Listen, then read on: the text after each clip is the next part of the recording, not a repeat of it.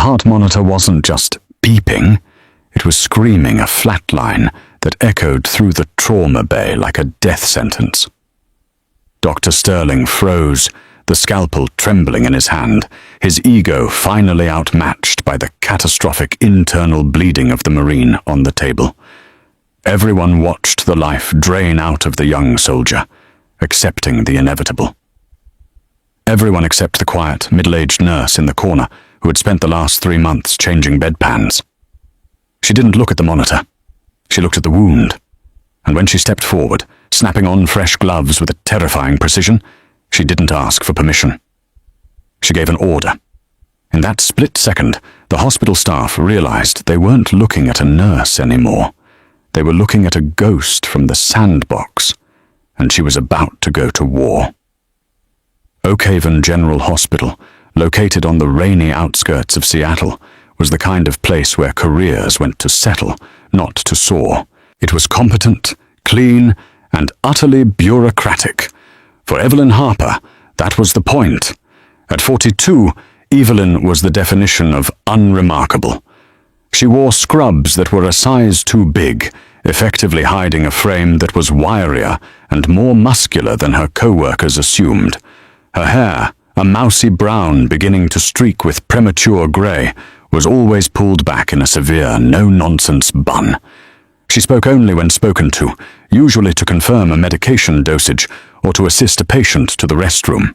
To the hotshot residents and the established attendings, Evelyn was just Nurse Harper. She was the one you called when a drunk homeless man vomited in the waiting room. She was the one you blamed when the supply closet was low on 18-gauge IV catheters, even if she had restocked them an hour ago. She was invisible.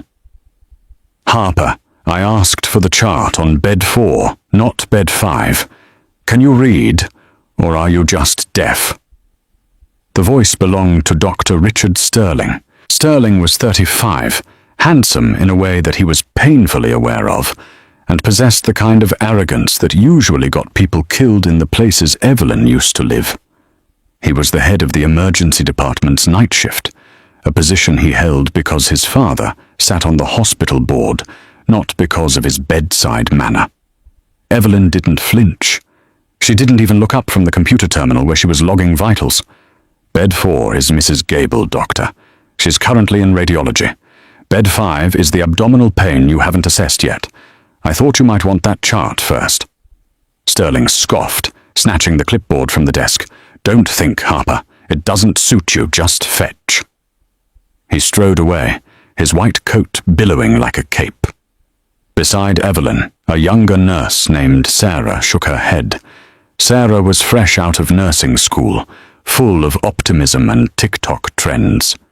She liked Evelyn, mostly because Evelyn never gossiped. I don't know how you take it, Evie, Sarah whispered, leaning against the counter. He's a total narcissist. If he spoke to me like that, I'd report him to HR. Evelyn's eyes remained fixed on the screen, her fingers typing with a rhythmic, staccato speed that didn't match her sluggish persona. HR protects the hospital, Sarah, not us. Besides, she paused, her voice dropping an octave. Noise is just noise. You learn to tune it out. Still, Sarah pressed, watching Sterling flirt with a pharmaceutical rep down the hall. You've been here, what, 6 months? And nobody knows anything about you. Where did you work before? You know the protocols better than the residents. Evelyn stopped typing. For a second, her eyes drifted to the scar running along her left forearm, a jagged, ugly thing, usually hidden by long sleeves. Today, however, she had rolled them up to wash her hands. I worked at a clinic, Evelyn lied smoothly. It was the same lie she had told in the interview, in the Midwest. Very quiet, mostly flu shots and sprained ankles. Boring, Sarah sighed. Boring is good, Evelyn murmured. Boring keeps the heart rate down. But Oakhaven was not destined to stay boring. The red phone on the wall, the direct line to EMS dispatch, let out a jarring, mechanical ring. It was the sound that signaled incoming trauma. Sarah jumped. Evelyn didn't. She reached over and picked up the receiver before the second ring. Oakhaven ER, this is Nurse Harper, she said. Her voice changed instantly. The softness evaporated, replaced by a clipped, sharp tone. "Go ahead." She listened for 10 seconds, her face turning into a mask of stone. "ETA?" she asked. "Copy. We'll be ready." She hung up and turned to the nurse's station. The lethargy of the night shift vanished. "What is it?" Sarah asked, seeing the look in Evelyn's eyes. "Multi-vehicle collision on I-5, Evelyn announced, her voice cutting through the ambient noise of the ER. She stood up, and for the first time she seemed taller. "We have 3 incoming. 1 critical. Male, 30 years old. Pinned in the vehicle for 40 minutes. Hypertensive, tachycardic. They're calling a code trauma." Dr. Sterling wandered back over, looking annoyed that his conversation with the rep had been interrupted. "I determine if it's a code trauma, Harper." "What are the vitals?" "BP 80/40, pulse 130. Shallow resps. He's got penetrating chest trauma," Evelyn recited without looking at a note. "He's a Marine, active duty." Sterling rolled his eyes. "Great, a hero complex. All right, prep trauma 1. Sarah, get the fluid warmer going. Harper, you just stay out of the way. You handle the paperwork." Evelyn watched him go, her hands clenched into fists at her sides, then relaxed. She walked towards the trauma bay, not to the desk. She knew the sound of a BP of 80/40.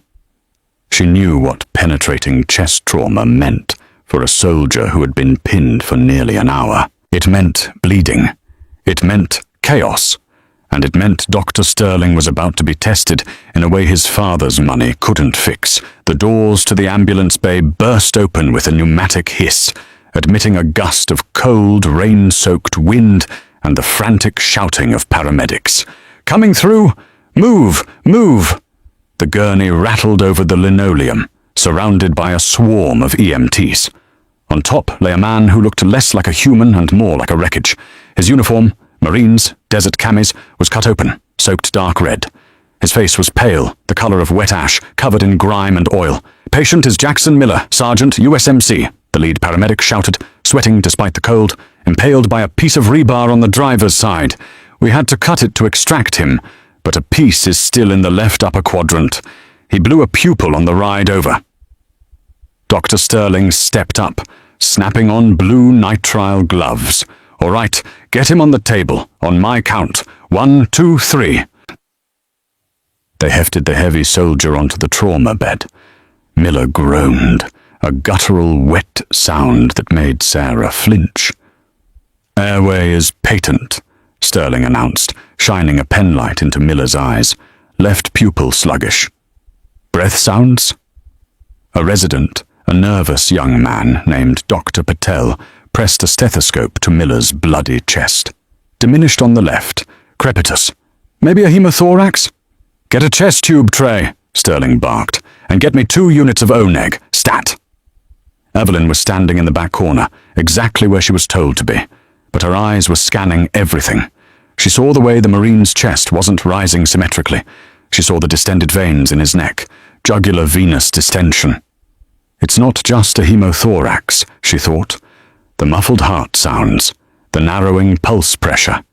It's cardiac tamponade. She took a step forward. "Dr. Sterling," she said, her voice low but firm, "look at the JVD.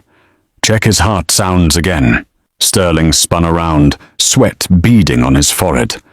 "I told you to handle the paperwork, Harper. I'm busy saving a life."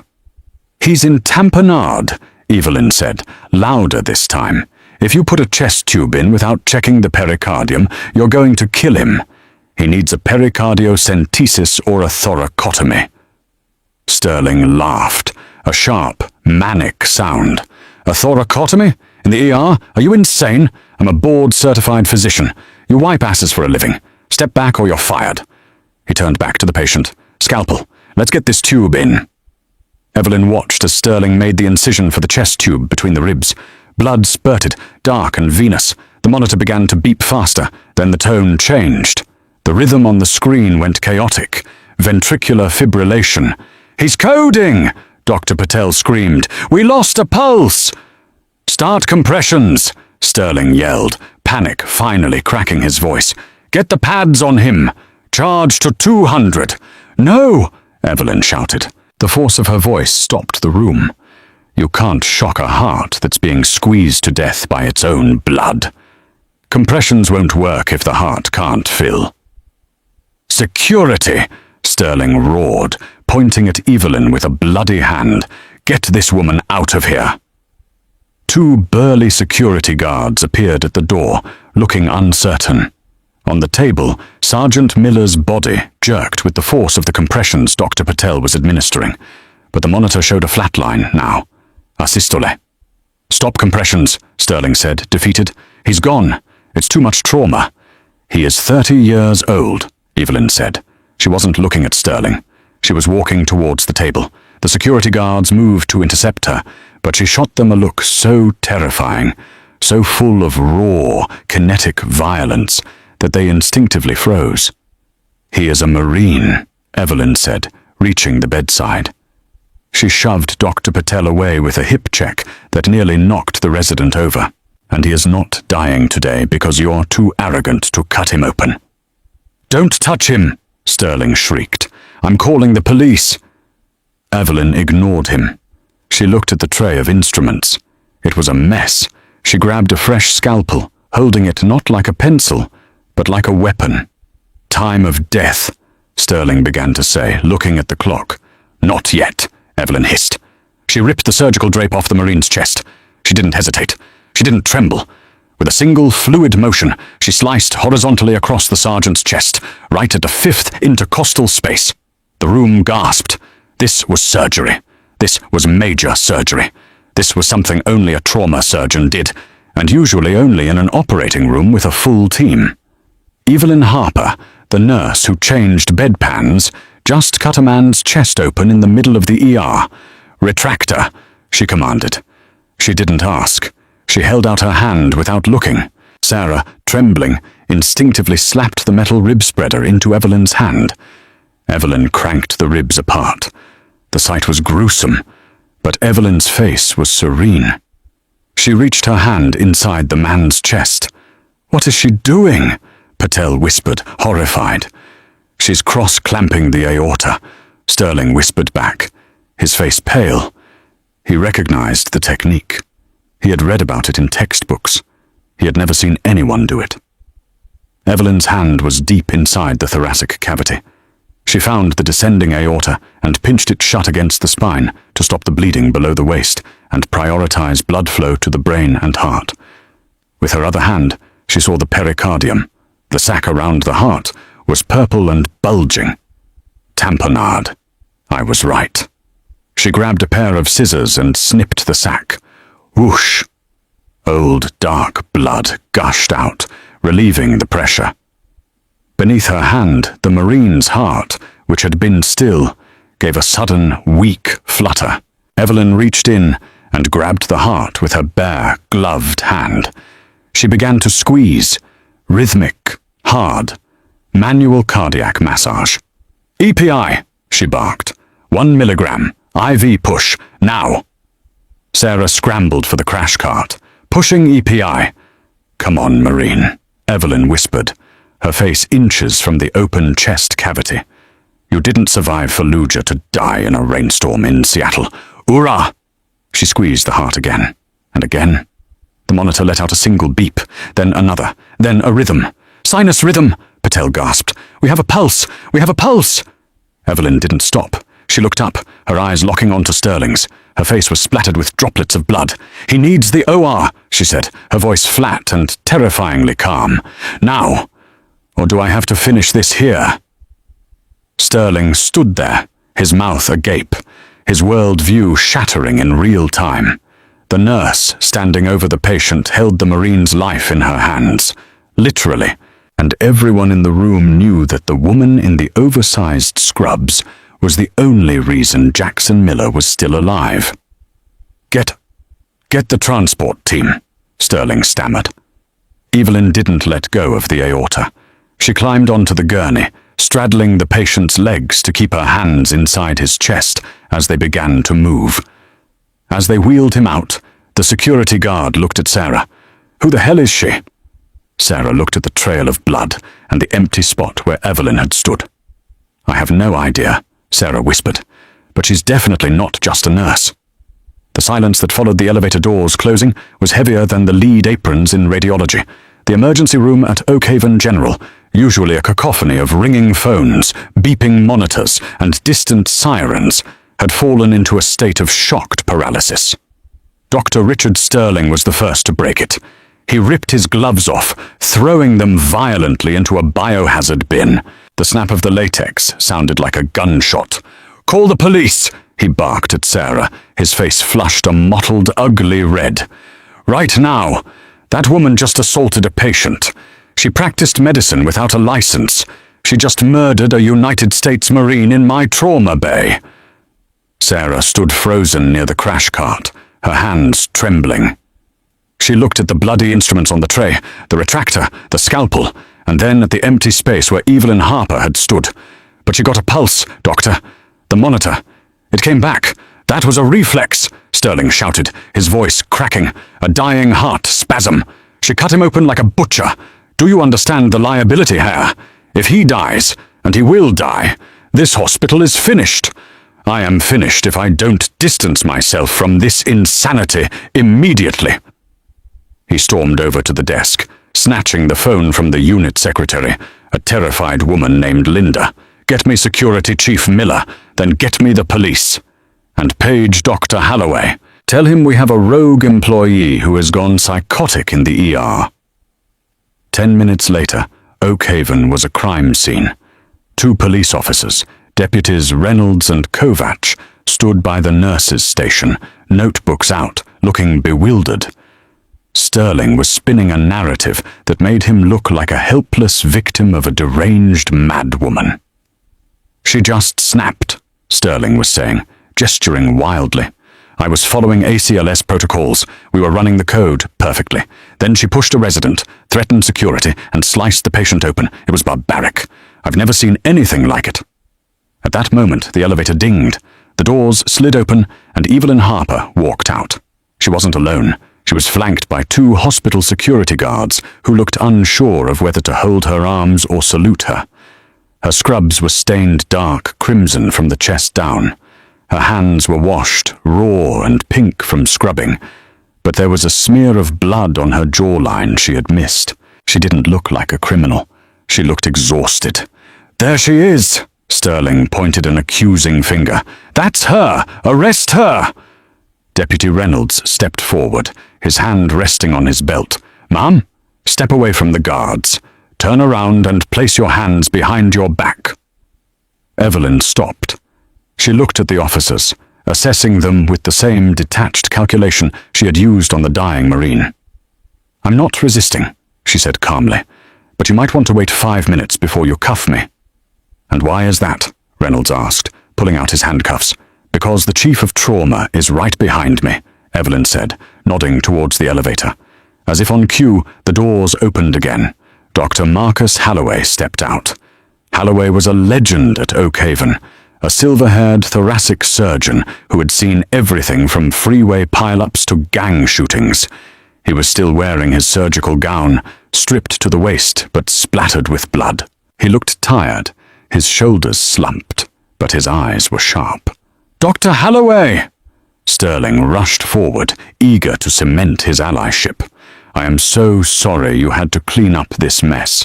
I tried to stop her. I've already authorized her termination, and the police are taking her into custody for assault and gross negligence." Holloway didn't look at Sterling. He walked straight past him, stopping in front of Evelyn. The entire ER held its breath.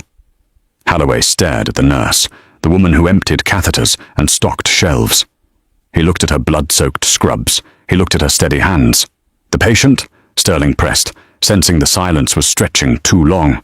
"Did he make it to the table before the end?" Holloway finally turned his head. "Sergeant Miller is in the ICU, he said, his voice gravelly. "He's critical, but stable." Sterling blinked. "Stable? But the damage was catastrophic," Holloway said.